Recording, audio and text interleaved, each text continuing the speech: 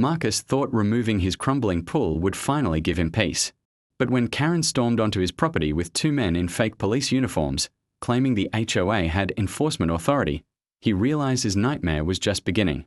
What started as a simple home improvement project was about to expose a conspiracy that ran deeper than anyone imagined, and Karen had no idea she'd just picked a fight with someone who had nothing left to lose. The sledgehammer felt heavier than it should have in Marcus Chen's calloused hands. Sweat dripped down his forehead as he stared at the concrete edge of what had once been his dream pool. Now it was just a cracked, algae-stained monument to better times when Sarah was still alive, when their daughter Emma still visited, when the backyard echoed with laughter instead of silence. "You sure about this, man?" called Jake from across the yard, adjusting his hard hat.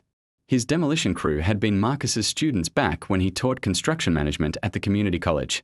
Now they were helping him tear down the last piece of his old life. Marcus nodded, raising the hammer. "It's time." The first blow sent tremors up his arms and cracked spider webbing across the pool's rim. Each strike felt like breaking chains to memories that had become too painful to bear. Sarah's midnight swims, Emma's pool parties, the life that cancer had stolen piece by piece. "Mr. Chen." The shrill voice cut through the satisfying crack of breaking concrete like nails on a chalkboard. Marcus didn't need to turn around to know who it was. Karen Whitmore had been the bane of his existence for 3 years, ever since she'd moved into the Colonial across the street and appointed herself the unofficial enforcer of neighborhood standards. Even now, as he gripped the sledgehammer tighter, he could picture her standing there with her perfectly coiffed blonde bob, designer athleisure wear, and that pinched expression of perpetual disapproval. "Mr. Chen, you cannot do this without HOA approval." He finally turned, sweat stinging his eyes. Karen stood at his gate, her manicured nails wrapped around the chain-link fence like talons. Behind her lurked her usual accomplice, Mrs. Henderson, a grey-haired woman who seemed to live for neighborhood drama. "There is no HOA, Karen," Marcus said, his voice steady despite the rage building in his chest. "This is a private neighborhood. We've been through this." "That's where you're wrong." Karen's smile was sharp as broken glass. "I've filed the paperwork. We are official as of last week." Jake paused his work, cement dust covering his face. "Boss, you want us to keep going?" Marcus looked at the pool, then back at Karen. "Keep working." The sound of sledgehammers resumed, punctuated by Karen's increasingly hysterical protests. "This is destruction of property that affects neighborhood values. I'm calling the authorities." "Call whoever you want," Marcus muttered, swinging harder. The concrete gave way in satisfying chunks, revealing the steel rebar beneath. "It's my property." But even as he said it, a cold dread settled in his stomach. Karen never made empty threats. In the 3 years since Sarah's death, she'd reported him for everything from grass that was allegedly 2 inches too long to garbage cans left out past collection day. She'd somehow gotten the city to fine him for unapproved landscaping when he'd planted Sarah's favorite roses. She'd even tried to get his dog Max taken away, claiming the golden retriever was aggressive despite Max's tendency to fall asleep in his own food bowl. Each time, Marcus had fought back through proper channels. Each time, he'd won. But each victory felt increasingly hollow, like trying to hold back the ocean with a paper cup. "You'll regret this, Mr. Chen." Karen's voice cracked with fury. "Mark, my words." The gate slammed behind her with such force that Max lifted his graying muzzle from his paws, watching through the sliding door with concerned brown eyes. By sunset, the pool was half demolished. Chunks of concrete lay scattered across the backyard like broken teeth. Jake's crew packed up their equipment, promising to return the next morning to finish the job. "You okay, Marcus?" Jake asked, loading the last of the tools into his truck. That lady seemed pretty worked up. Marcus stared at the destruction, feeling something like peace for the first time in months. "I'm better than I've been in a long time." But as Jake's truck disappeared, around the corner, that peace evaporated. A black sedan sat parked across the street, not Karen's white BMW, but something official-looking with tinted windows. It had been there when the work started, but Marcus had been too focused on the demolition to pay attention. Now, as darkness fell and the streetlights flickered on, the sedan remained. Marcus fed Max and tried to watch television, but his eyes kept drifting to the window. The car was still there at 10 o'clock. Still there at 11. By midnight, paranoia, had given way to anger. He stepped onto his front porch, making no effort to hide his presence. The sedan's engine started immediately, and it pulled away with the smooth acceleration of someone who didn't want to draw attention but also didn't want to be caught loitering. "Great," Marcus muttered. "Now she's got me under surveillance." He should have gone to bed. Should have dismissed it as another one of Karen's petty intimidation tactics. Instead, he found himself dialing his brother David, who worked as a paralegal. "Downtown. Marcus. It's past midnight. What's wrong? Can someone actually form an HOA without the consent of existing homeowners?" David's sigh crackled through the phone. "Legally? It's complicated." "Why?" Marcus explained the situation, watching the empty street through his window. "She's been trying to control this neighborhood since she moved in. But this feels different. More organized. Look, technically she could form a homeowners association, but she'd need to follow specific legal procedures. File with the state, get proper documentation, follow notification requirements. Most importantly, she'd need either unanimous consent or a supermajority of property owners, depending on your state's laws. And enforcement powers. That's where it gets tricky.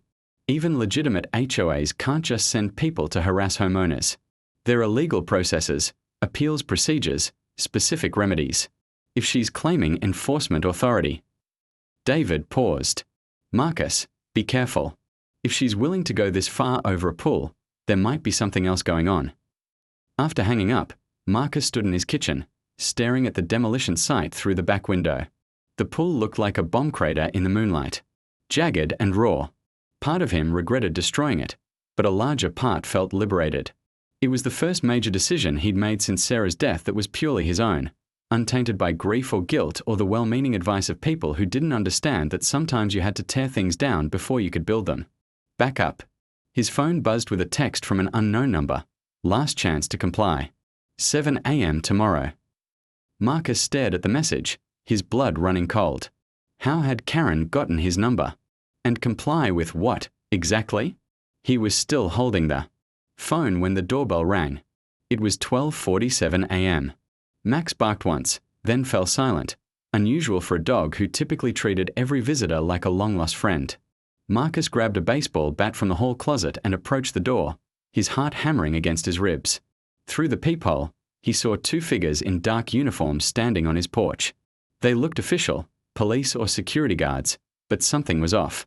Their uniforms were too clean, too perfect.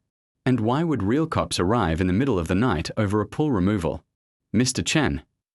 The voice was deep, professional. "We need to speak with you about violations of HOA regulations." Marcus didn't open the door. "Show me some ID. Hold it up to the peephole." A badge appeared in his view, metal and official looking, but the text was too small to read clearly. In the dim porch light, something nagged at him about it, though he couldn't put his finger on what. "Sir, we are going to need you to open the door." "Come back with a warrant," Marcus called out. "And some real cops." There was a long pause, then hushed conversation. He couldn't make out. Finally, footsteps retreated down his walkway. Marcus waited 5 minutes before looking through the peephole again.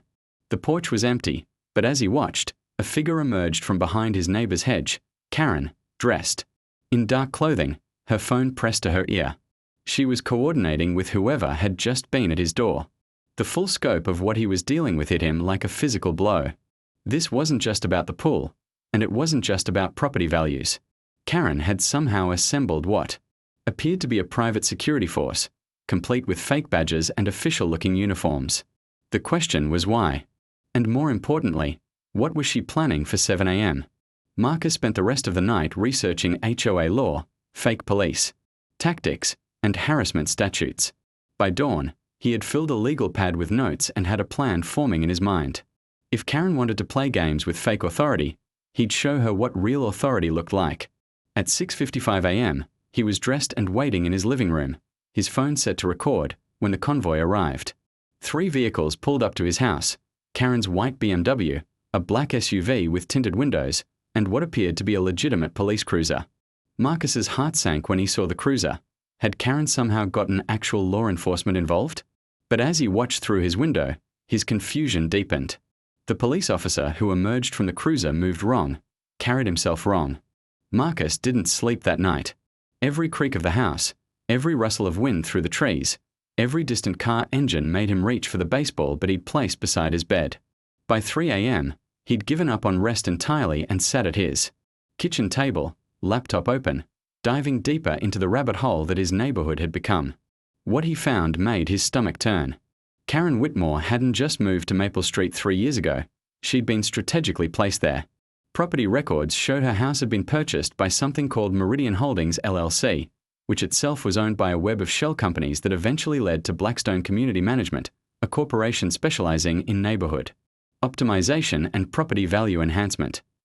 But it was the other addresses that made Marcus's blood run cold. Blackstone owned properties in 17 different neighborhoods across the state. In every single one, long-time residents had been systematically driven out through harassment campaigns, frivolous legal actions, and manufactured HOA disputes. The properties were then sold to carefully selected buyers who transformed quiet residential areas into what Blackstone's marketing materials called premier lifestyle communities. Marcus was staring at a map of targeted neighborhoods when his doorbell rang at 6:47 a.m. This time it wasn't Karen. David Chen stood on the porch, his usually immaculate paralegal appearance disheveled, his eyes wide with concern. Behind him sat a rental car with the engine still running. "We need to talk," David said the moment Marcus opened the door. "And not here." 20 minutes later, they sat in a diner 15 miles from Maple Street, David's hands wrapped around a coffee cup like it was a lifeline. "I made some calls after we talked last night," David began, his voice barely above a whisper. "Asked around about Blackstone Community Management. Marcus, these people don't just form fake HOAs. They destroy lives." He pulled out a manila folder, thick with documents. Jennifer Morrison, Oakdale Subdivision. Fought a Blackstone HOA takeover for 2 years. Her house burned down under suspicious circumstances. Insurance called it electrical, but the fire department found evidence of accelerant. She couldn't prove anything, but she lost everything. Marcus felt ice forming in his veins. "There's more, isn't there?" Robert Hayes, Willowbrook, refused to sell to Blackstone after they manufactured a property line dispute. 3 weeks later, his elderly mother was found dead at the bottom of her basement stairs. Natural causes, according to the coroner, but she'd lived in that house for 40 years and knew every inch of it. David's hands were shaking now. "Marcus, there have been 7 suspicious deaths in neighborhoods where Blackstone operates. 7. All ruled accidental or natural, all involving people who refused to cooperate with their community optimization programs." The diner suddenly felt too small, too exposed. Marcus glanced around at the other patrons, a tired waitress, 2 construction workers, an elderly man reading a newspaper. Any of them could be watching, reporting, coordinating. "Why me?" Marcus asked. "Why target my neighborhood now?" "Because your house sits on the largest lot on Maple Street. Prime development potential. And because..." David hesitated, then pulled out another document. "Because Sarah's life insurance payout makes you financially independent enough to fight them. They've been waiting for the right moment to strike." The implications hit Marcus like a physical blow. They've been planning this since Sarah died. Since before Sarah died. David's voice was grim. "I found medical records, Marcus. Requests for Sarah's treatment information, insurance claims, prognosis reports. All filed by companies connected to Blackstone." The coffee cup slipped from Marcus's hands, shattering against the linoleum floor. The sound seemed impossibly loud in the quiet diner. "They were tracking her cancer," Marcus whispered. "Waiting for her to die." "I'm sorry." David reached across the table, his eyes filled with pain. "I'm so sorry, Marcus. But you need to know what you're up against." Marcus stared at the spreading coffee stain, his mind reeling. Sarah's final months had been a blur of treatments, hospital visits, and desperate hope. He'd been so focused on fighting for her life that he'd never noticed. The watchers, the planners, the corporate vultures circling overhead. "What do I do?" he asked. "Run." David's answer was immediate and desperate. "Take the insurance money, sell the house, disappear. Start over somewhere they can't find you." "No." The word came out harder than Marcus intended.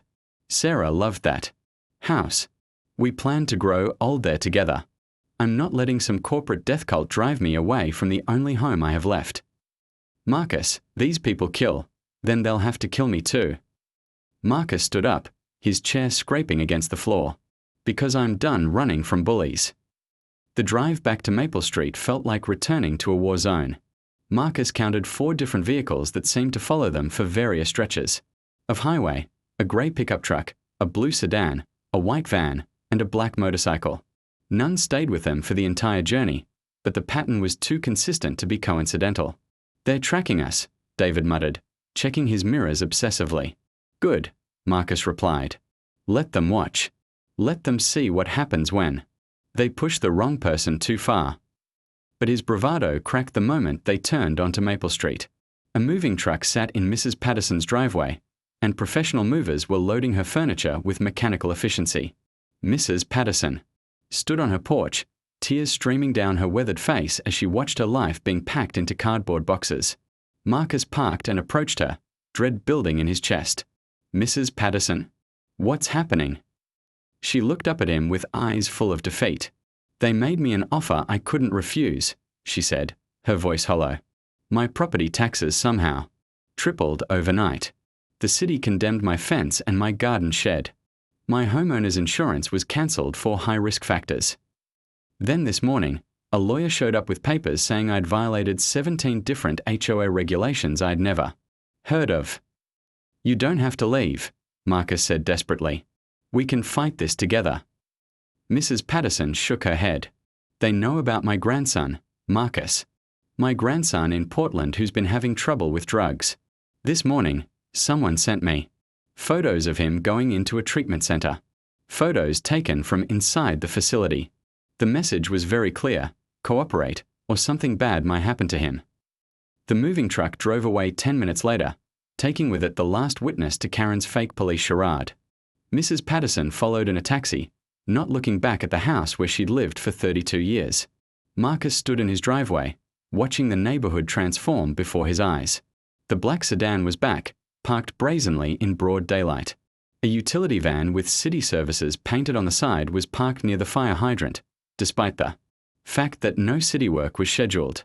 Even the ice cream truck that drove through every afternoon seemed wrong somehow, its music box melody too precise, its route too deliberate. They're closing the net, David observed. Marcus nodded, but his attention was caught by something else. Mr. Rodriguez from across the street was loading suitcases into his car, his children helping with obvious reluctance. Even from a distance, Marcus could see the defeat in the man's posture. How many?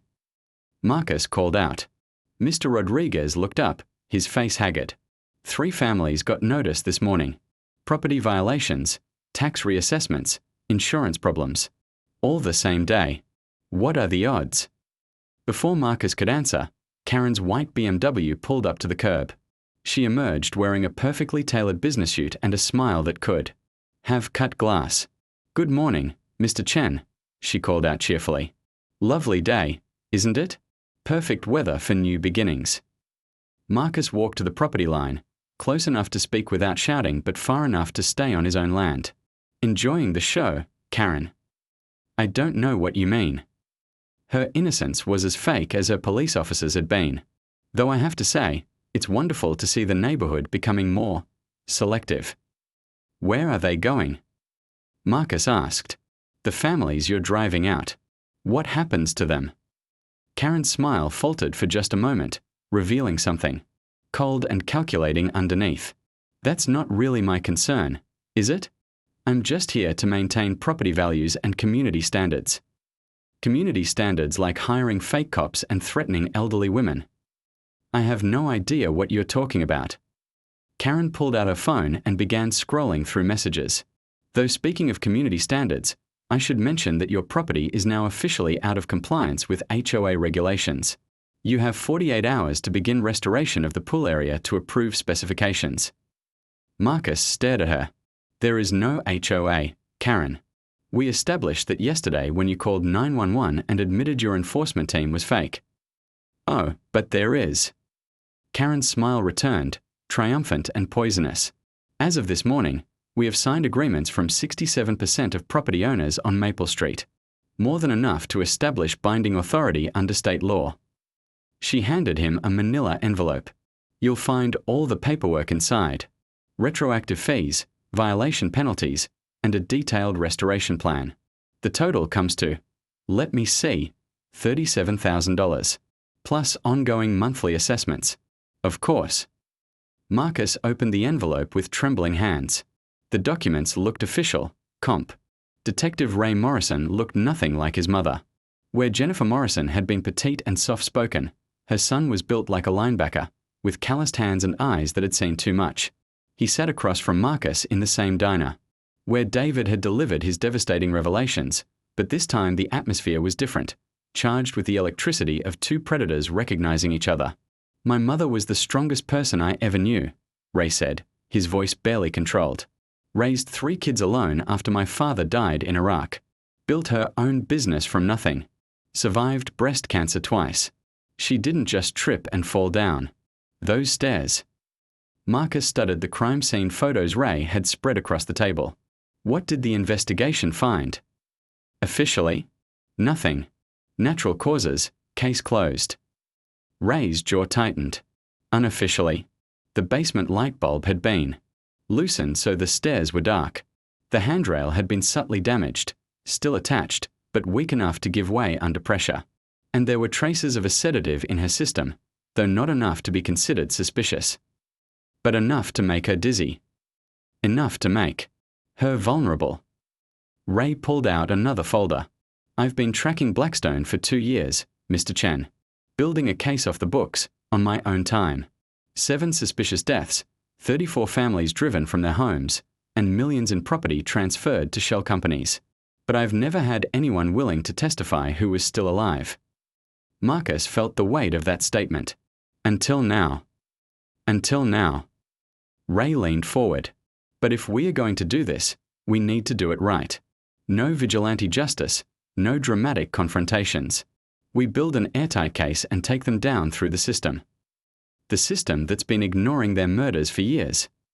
The system that will finally have enough evidence to act. Ray's phone buzzed with a text message. He glanced at it and his expression darkened. We need to leave. Now. What's wrong? That was my partner.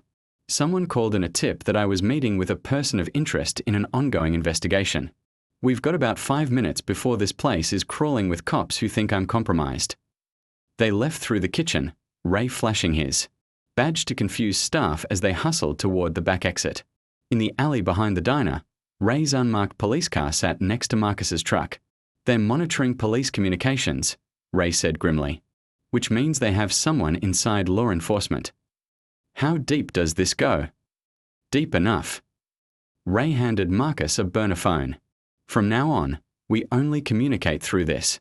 And Marcus, whatever you do, don't go home tonight. But Marcus was already shaking his head. If I run, they win. If I hide, they take my house and move on to the next victim. No more running. Then you're a dead man. Maybe, Marcus admitted. But I'm a dead man who's going to take some of them with him. Ray stared at him for a long moment, then nodded slowly. In that case, we are going to need backup. Marcus returned to Maple Street as the sun was setting, but he wasn't alone. Hidden in the shadows of neighboring yards were 3 of Jake's demolition crew, men who'd learned urban warfare in Afghanistan and Iraq before coming home to swing sledgehammers for a living. They'd volunteered without hesitation when Marcus explained the situation, their loyalty to their old teacher stronger than their fear of corporate assassins. The street looked normal at first glance. Karen's BMW was parked in her driveway. The utility van had been replaced by a landscaping truck that was working on the Henderson property despite the late hour. Even the black sedan was gone, though. Marcus noticed a white minivan parked where it had been. But the wrongness was everywhere once you knew how to look. The landscaping crew worked with military precision, their movements coordinated like a tactical team. The minivan's windows were too dark, and its engine was still running despite being parked. Even the dog walker at the end of the block moved with purpose rather than the leisurely pace of someone enjoying an evening stroll. They're not even trying to hide it anymore, Marcus muttered into the burner phone. Ray's voice crackled through the speaker. That's what worries me. When they stop being subtle, it usually means they're about to make their move. Marcus entered his house through the back door, Max greeting him with unusual anxiety. The golden retriever whined and paced, clearly sensing the tension that had settled over the neighborhood like a fog. "I know, boy," Marcus whispered, scratching behind Max's ears. "I feel it too." The house felt different, not obviously disturbed, but somehow wrong. Marcus moved from room to room, his senses hyperalert, until he found what he was looking for. In his bedroom. The framed photo of Sarah on his nightstand had been moved exactly 3 inches to the left. Someone had been inside, searching, sending a message. They could reach him anywhere, anytime. Marcus was checking the locks on his windows when the power went out. The darkness was absolute, the kind of rural blackout that swallowed everything. But Marcus had been expecting this. He pulled night vision goggles from his closet, military surplus he'd bought years ago for camping trips that never happened, and suddenly the world became visible again in ghostly green detail. The landscaping truck was gone. So was the minivan. But the street wasn't empty. Figures moved between the houses like shadows, at least 8 of them, all wearing dark clothing and moving with professional precision. They carried what appeared to be tactical equipment, night vision, communication gear, and weapons that definitely weren't standard security company issue. Marcus keyed the burner phone. "Ray, they are here. Full tactical team, military equipment. This isn't harassment anymore. I'm 20 minutes out with backup. I don't have 20 minutes. Marcus watched as 2 figures approached his back door while another pair flanked around the side of the house. They're breaching now. The sound of splintering would came from his kitchen as someone kicked in the back door. Max barked once, then fell silent with a whimper that made Marcus's blood run cold. "Max." Marcus whispered. No response. Rage flooded. Through Marcus, hot and immediate.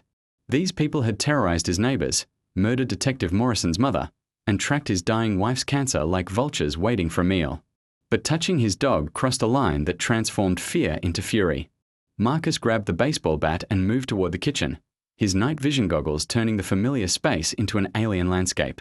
2 figures stood over Max, who lay motionless on the kitchen floor. One of them held what looked like a tranquilizer gun. "Dogs down," the figure whispered into a radio. "Moving to locate target." Marcus stepped out of the shadows behind them. Target located. The first swing of the bat caught the nearest intruder across the back of the head, dropping him instantly. The second man spun around, raising his tranquilizer gun, but Marcus was already moving. The bat connected with the man's wrist, sending the weapon flying across the kitchen. "Contact! Contact!" The man screamed into his radio as Marcus's second swing caught him in the ribs. "Target is hostile. Target is." The bat silenced him. But the damage was done. Marcus could hear boots pounding across his front porch, and the distinctive sound of windows breaking in his living room. They were coming from all sides now, no longer concerned with stealth. Marcus knelt beside Max, pressing his ear to the dog's chest. Still breathing, just unconscious. Relief flooded through him, followed immediately by the realization that he was trapped in his own home with professional killers closing in from every direction. The burner phone crackled. "Marcus, get out of there. We are coming," but gunfire erupted from the front of the house, not the sharp crack of pistols, but the deeper, more sustained sound of automatic weapons cutting through his living room furniture. Marcus hit the floor as bullets chewed through the kitchen walls above his head. "This is Ray Morrison, badge number 4471.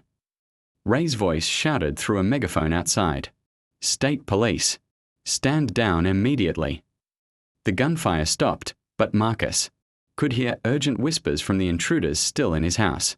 "Police are here." "How many?" 3 cars, maybe more coming. "Orders." A new voice, cold and professional. "Abort. Exfiltration route Alpha. Move." Marcus heard footsteps retreating. Through his house, then the sound of his front door opening. Through his kitchen window, he watched as the tactical team melted away into the darkness with the same precision they'd used to arrive. But as they retreated, Marcus caught sight of something that made his blood freeze. Karen Whitmore stood. At the end of his driveway, fully dressed despite the late hour, her phone pressed to her ear. She wasn't watching the tactical team's retreat or the arriving police cars. She was watching Marcus through his kitchen window, Her eyes locked on his with an expression of pure, calculating hatred. And she was smiling. Ray burst through the kitchen door minutes later, his service weapon drawn, 2 other detectives behind. Him. Marcus. You okay? They drugged my dog and shot up my house, Marcus said, still staring at Karen. But yeah, I'm fine. We got here as fast as we could. Dispatch said shots fired, possible home invasion. Ray surveyed the damage, bullet holes in the walls, broken glass, overturned furniture. This wasn't a burglary. No, Marcus agreed. It was an execution that got interrupted. One of the other detectives was examining the unconscious intruders. These 2 are still breathing. We'll see what they have to say. But Marcus already knew. Marcus spent the next 3 days living in a hotel while crime scene investigators processed his house, but he wasn't hiding. He was hunting. The tactical team's retreat had been too smooth, too coordinated for amateurs. Someone had provided them with detailed intelligence, floor plans, security measures, even Max's location and temperament. That level of preparation required inside access, which meant Karen had been in his house before, probably multiple times. But if she could spy on him, he could spy on her. Ray Morrison sat across from Marcus in a surveillance van parked 2 blocks from Maple Street, both men staring at an array of monitors displaying feeds from microcameras Jake's crew had installed around Karen's property. This is either brilliant or completely insane, Ray muttered, adjusting the audio settings. On Karen's back patio camera. Both, Marcus replied. But insane is what they won't expect. For 72 hours, they documented Karen's routine. She wasn't just maintaining the facade of a suburban housewife, she was running a sophisticated intelligence operation from her colonial home. Business meetings disguised as book club gatherings, encrypted phone calls taken during her morning jogs, and a steady stream of visitors who arrived in different vehicles but all carried themselves with the same military bearing as the tactical team. There, Ray pointed at monitor 3. Same guy from Tuesday, different car. A man in an expensive suit was walking up Karen's driveway, but his posture and movements screamed military training. Marcus had seen the same tells in Jake and his demolition crew. The way former soldiers carried themselves never quite faded, no matter how civilian their clothes became. License plate? Marcus asked. Already running it. Registered to another shell company, same ownership chain as a house. Ray's phone buzzed with a text. But we got something better. Remember those 2 guys from your kitchen? They finally talked. Marcus looked up from the monitors. What did they say? Names, mostly. Private military contractors, hired through a company called Apex Security Solutions. But here's the interesting part. They weren't told what the mission was. Just given your address and told to neutralize a domestic terrorist threat. They thought I was a terrorist. They thought they were protecting the neighborhood from a dangerous extremist who'd been making threats against local families. Ray pulled up photos on his phone. Look at these. The images made Marcus's stomach turn. They were surveillance. Photos of him over the past month, but they'd been doctored. His face had been enhanced to look more menacing, his body language edited to appear threatening. In one photo, he appeared to be yelling at Mrs. Patterson, when in reality he'd been helping her carry groceries. Character assassination, Marcus. Breathed. They've been building a case that I'm unstable, dangerous. Gets better. They've got fake medical records showing you've been treated for PTSD and violent ideation. Fabricated police reports about domestic disturbances at your address. Even doctored social media posts where you supposedly made threats against Karen. Marcus felt the walls closing in. How do we fight something like this? Every official document, every piece of evidence they've planted makes me look guilty. By turning their own system against them. Ray's smile was predatory. Because while they were busy framing you, they got sloppy about something else. He pulled up a new set of files on his laptop. Financial records. Blackstone Community Management has been paying property taxes on 17 different houses in your neighborhood for the past 6 months, including houses where the owners don't even know their taxes have been paid. That's illegal. That's fraud. Tax fraud, mail fraud, identity theft, and probably a dozen other federal crimes. But more importantly, it proves they've been planning this takeover for months. Every spontaneous HOA signature, Every urgent property sale, every coincidental code violation, it was all orchestrated. Marcus stared at the financial records, feeling something like hope for the first time in days. How do we use this? We don't. FBI does. Ray's phone was already buzzing with an incoming call. I've got a contact in their white-collar crime division. Someone who's very interested in corporate conspiracies that involve impersonating law enforcement. But before Ray could answer the call, every monitor in the van suddenly displayed the same message. Signal lost. What the hell? Ray frantically checked connections and power supplies. Marcus grabbed binoculars and looked toward Karen's house. They found the cameras. Through the lenses, he could see Karen standing in her backyard, holding what appeared to be an electronic detection device. Behind her, two men in tactical gear were systematically locating and destroying the surveillance equipment. How? Ray demanded. Those cameras were military-grade, completely passive, because someone told her where to look.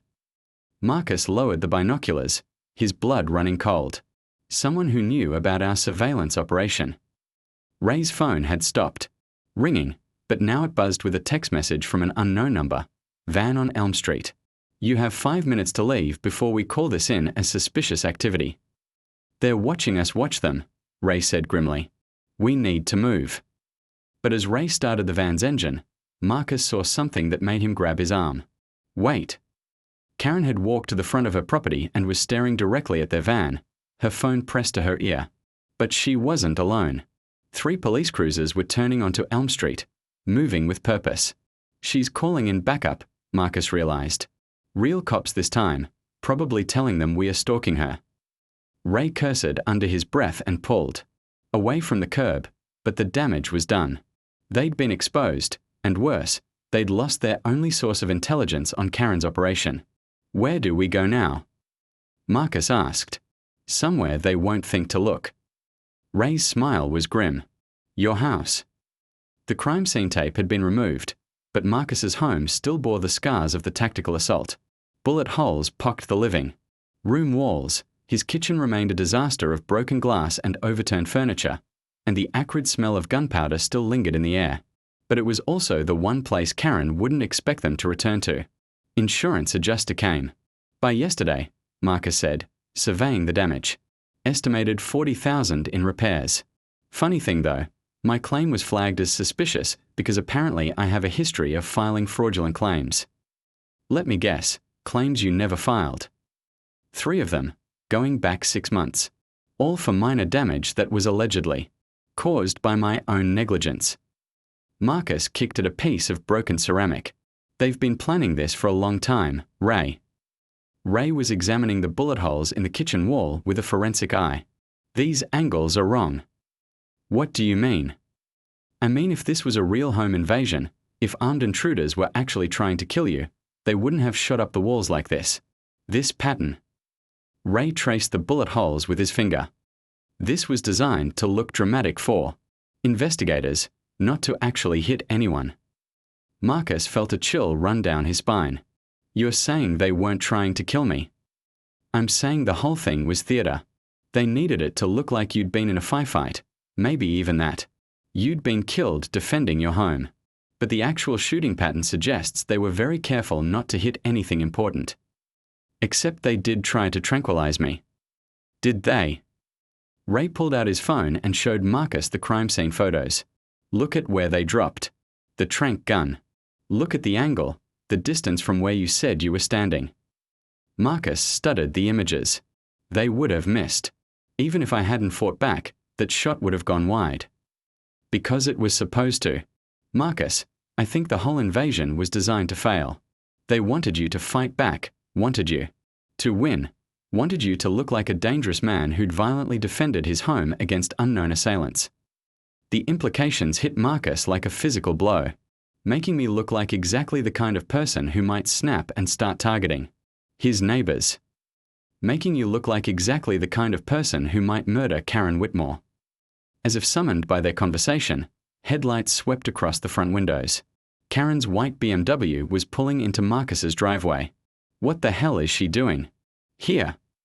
Ray whispered, drawing his service weapon. Marcus watched through the bullet-riddled living room window as Karen emerged from her car.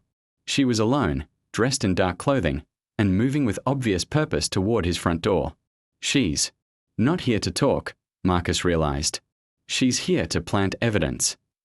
Karen produced a key from her pocket, Marcus's own house key, somehow coppered, and let herself in through the front door with the confidence of someone who belonged there. Police. Freeze. Ray stepped into the hallway, his weapon trained on. Karen. But instead of fear or surprise, Karen's face showed only mild annoyance, as if she'd been interrupted during a routine task rather than caught breaking and entering. Detective Morrison, she said calmly. I was hoping to avoid involving you in this. Drop whatever you're carrying and put your hands where I can see them. Karen opened her jacket slowly, revealing not a weapon but a manila envelope. Just some documents that belong here. Evidence that Mr. Chen has been planning something terrible. Evidence you were about to plant, you mean? Evidence that was already here, detective. I'm simply ensuring it's found in the right place. Karen's smile was cold and